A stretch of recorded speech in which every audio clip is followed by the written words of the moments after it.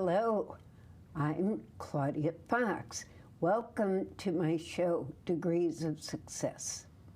I created the show because I had originally written a book quite some time ago and interviewed many people who were successful without a college degree. And what I find in life is people who are passionate about what they're doing have the same successful type skills. So I am a member of an organization called the Tri-Berry Rotary. And I met Kevin Bielmeyer, who's the Economic Development Director in Southbury. And when I met him, he said, "Oh my goodness, you have to meet someone. You're gonna love her. You two are so similar." And he introduced me to Terry Murphy, who is my guest today. Terry and her sister, when they were growing up, had a brother, and their brother passed away. And they had difficulty in coping with it. And when they became adults, they started talking about it, and she'll correct me if I'm wrong. They started, and they created this incredible program. I mean, when I saw this program, honestly, I was just blown away at the creativity. And as I've come to know Terry, I realize she's just one heck of a creative person. So she created the Healing Chickadee for children who have lost a parent or lost a sibling. And I'm going to turn this over pretty much to Terry because she's so full of information. I want to get all those details to you right from her mouth. So Terry, welcome to the show. Thank you. And you're right. The minute I met you, I took an instant like to you. We have very similar energy levels, and we are all about service. Like you and I, Tri-Berry Rotary, we met. We're always doing something creative with that, trying to meet the needs of the community. And for me, we're not spring chickens, so we're trying to do as much as we can do on this planet before we leave it to leave it a better place, a more soulful place. And that's kind of how this started, was all in the soulful forest. Well, what is this? The soulful forest is something that it's all inside of your head. This is kind of a metaphor for our own internal spiritual journey and our emotional journey. And we thought that this would be really a good idea for children.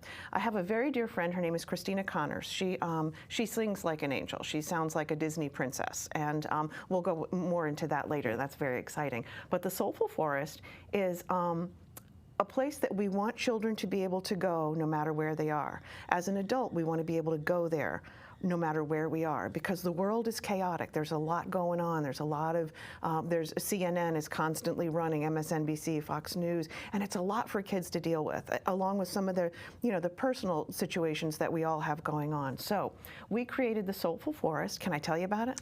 Love to Okay. hear it. Inside the Soulful Forest, and we tell kids this and we tell adults this, and it can be utilized for all kinds of things.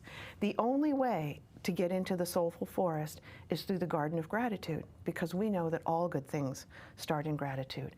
Every day we have to spend lots of time up on Mindful Mountain. Mindful Mountain is where we learn to appreciate here and now. We don't worry about the past and we don't worry about the future. We are just mindful of this moment, like you and I are right now, and how lovely it is to just be here.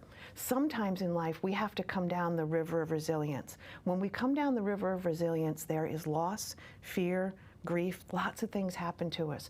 But we always end up down at the reflecting pond where we can see our reflection and see what we've learned along the way. Oftentimes we have to go over to the field of forgiveness. In the field of forgiveness, we learn to laugh, love, accept, and forgive. When we laugh at ourselves, love, accept, and forgive, we're able to love, accept, and forgive others. If we do it right, the whole world is laughing together. This is one of my favorite places. That's the Tranquil Tree. The Tranquil Tree is where we go often. I have to go sometimes 10 times an hour. You sit underneath the tranquil tree in your head, and that's where you learn to get space between how you feel and what you choose to do and say. Because one of the things that happens sometimes is I react or overreact, and what I'd like to do is respond. Once we teach that to kids, we're going to teach it to politicians. I think they need to know that.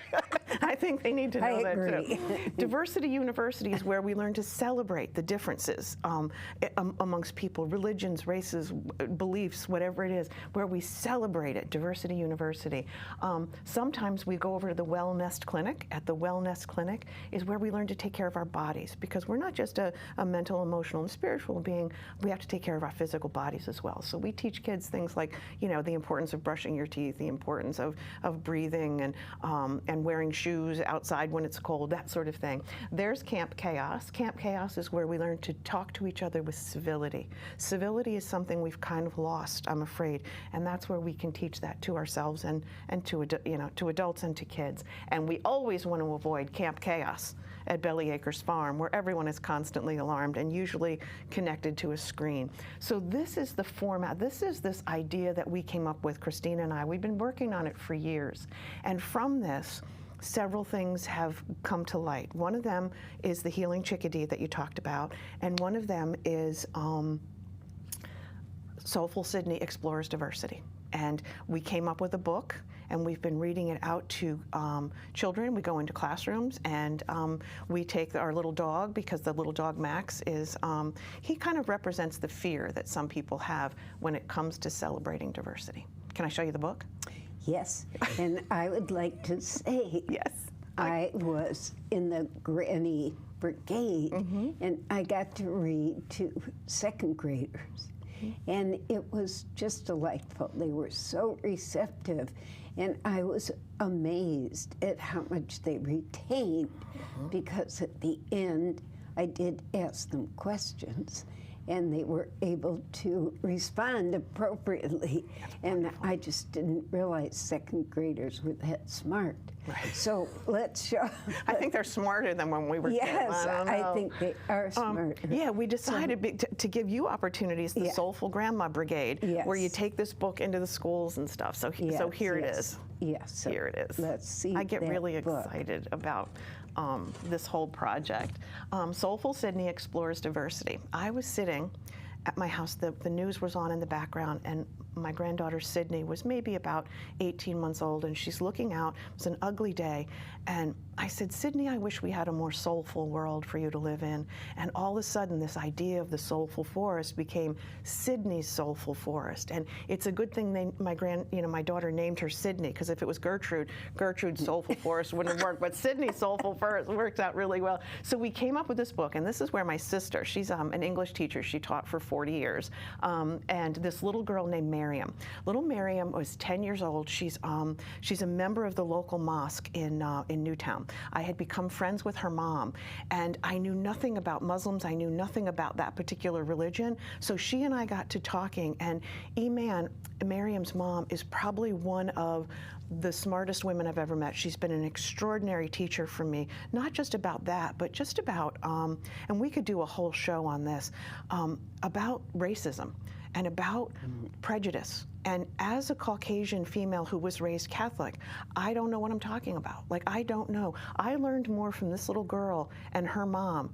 The thing I learned writing this book, all three of us, this collaboration of two older Christian women and a young Muslim girl, is that I don't know anything, that Deb and I don't know. So the opportunity and the privilege of writing this book with her and with her mom as the advisor was just extraordinary. So we take it into schools, and it celebrates Diversity University, and tells kids and adults that our shared humanity is the most important thing. Yeah. I will share that once, the way I used to look at, for example, we're talking about racism. I also had something going on with the disabled, and they were invisible to me until I lost my voice. And then I suddenly saw all the disabled in a different light. It was educational. And I think this is so important, because I see the the head thing. And the first thing that comes up for me is fear. Yeah. Because of all the things I've seen on the news. So we need to counteract this with real education. Yeah. I mean, this is really incredible. Yeah, thank you. Yeah. We're just thrilled with it. And the dog, one of the challenges we had, which I thought was, you know, when you create, you have a lot of opportunities. And I didn't want to make the fear, the idea of the racism, a person. So we made it the dog. The dog starts out getting really angry about this little girl and her hijab. They call it a hijab.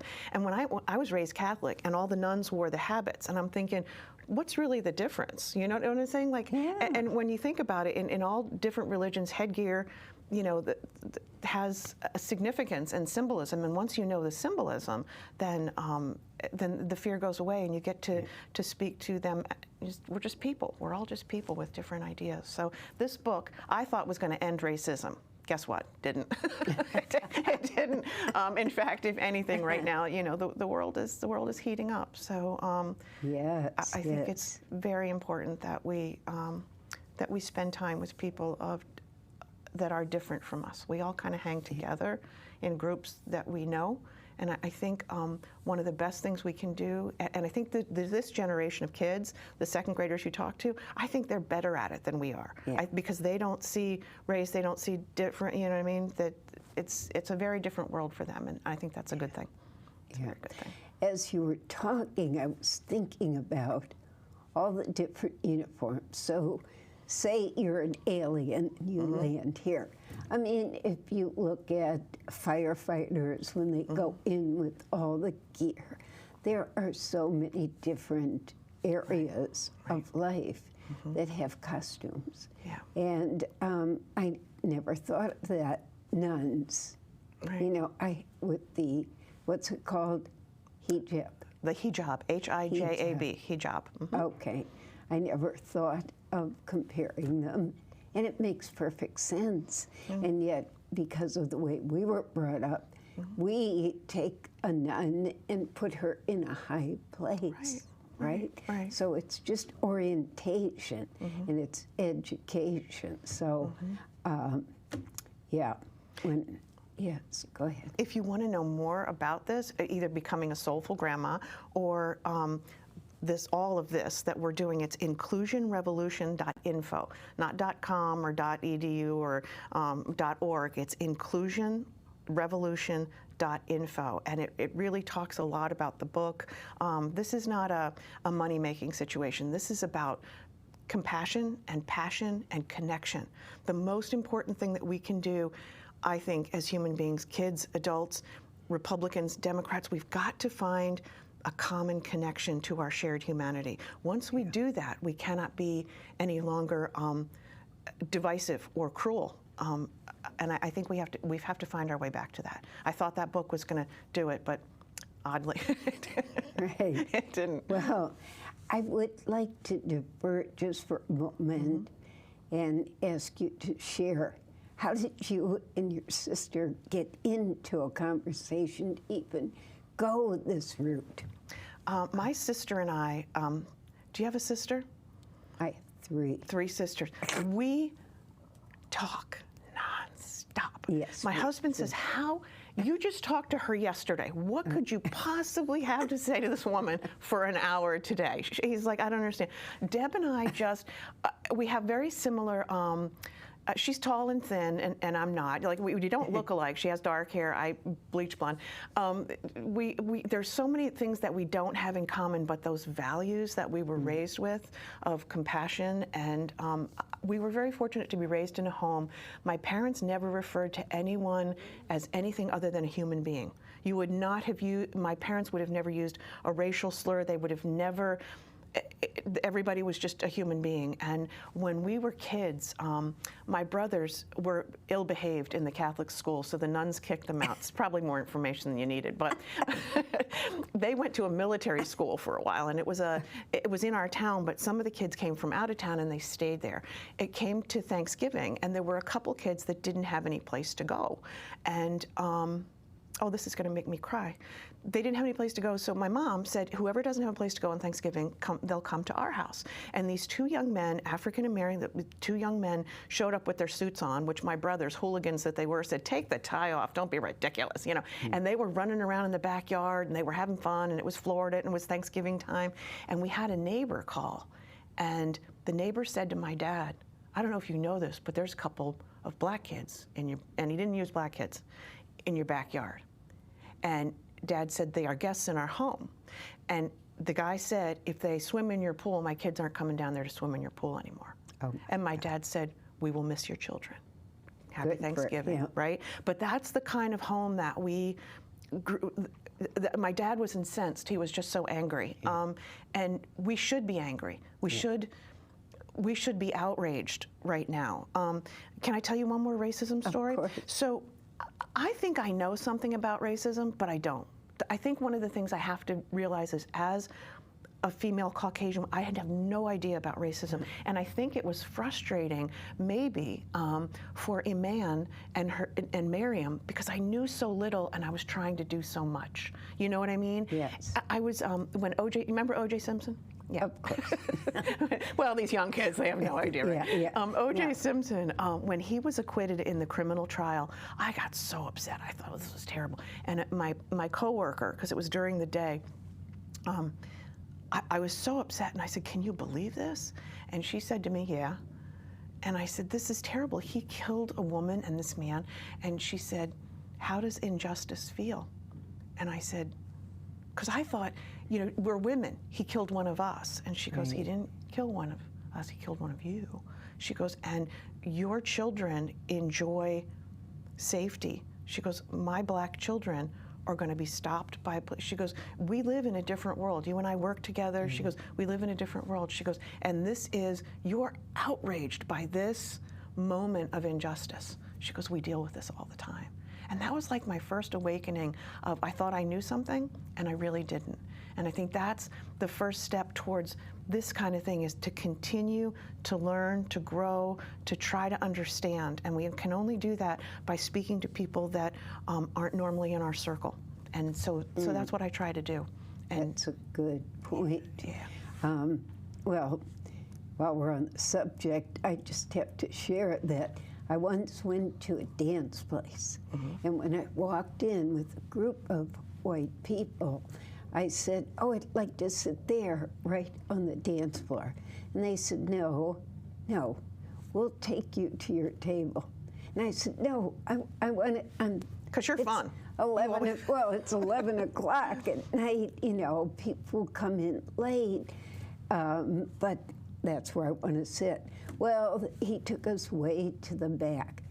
That's when I got it, that, you know, this was a whole different group of people, Latin American, of which I was not. Right. And the rage that came up from me, and I said to him, this is discrimination. And he said, no. Anyway, that's when I got it. Right.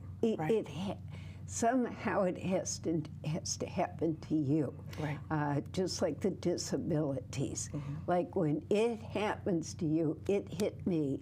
This is what they go through all the time. Right. And more of us have to get to that place because people think they know. Such a good point. They think they know, but they don't know. Yeah. And this is such an educational piece. I mean, I know it's geared toward children who've lost a sibling or a parent, but honestly, I think every human being could sit down, go to the Soulful Forest and learn, and read Soulful Sydney. I mean, it's for every human being on earth, adult or child.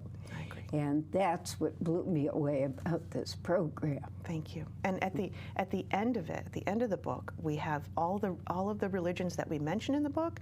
We have children from each of those religions writing a little bit about their religion, so that the kids, after they read this book, then they can actually, and it's all based on an actual person. So it's great.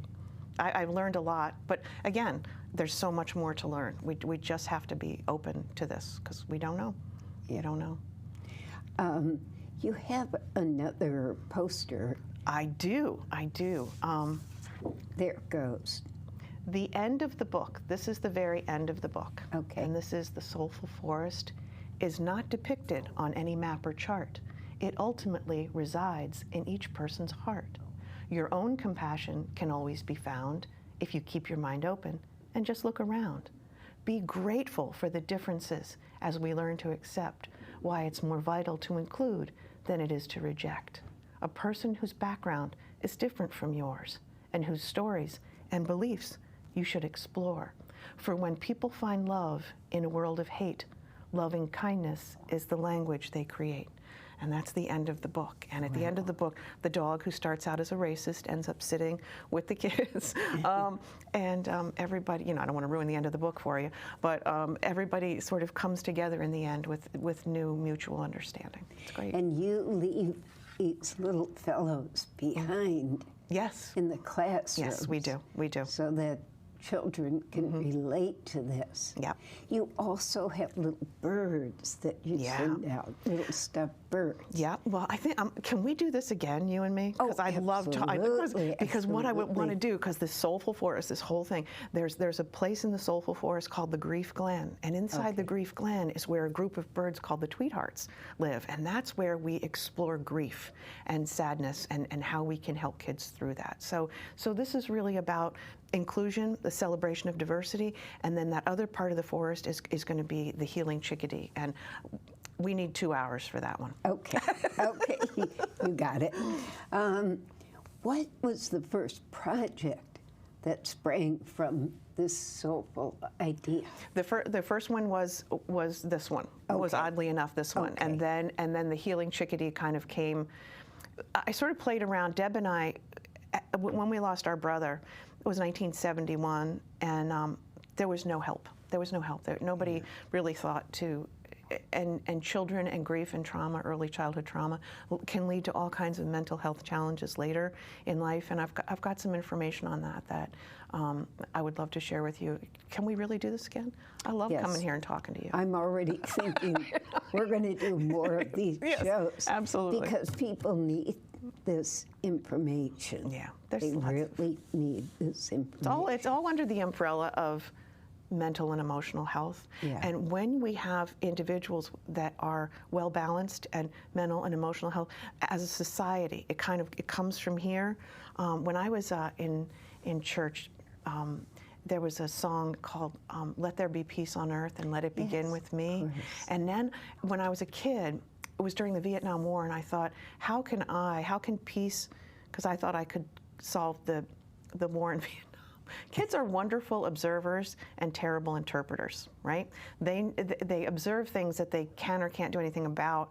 But as I've gotten older, I realized, let there be peace on earth and let it begin with me.